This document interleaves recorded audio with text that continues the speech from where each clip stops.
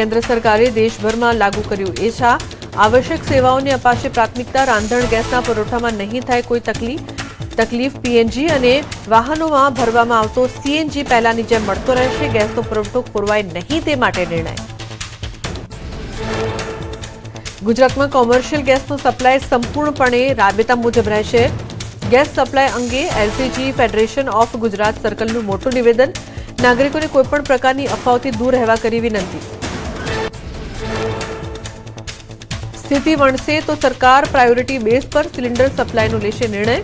Restaurant service बंद राखवानो नथी कोई निर्णय। फार्मास्युटिकल अने सरकारी उद्योगोने मळी शके प्राथमिकता।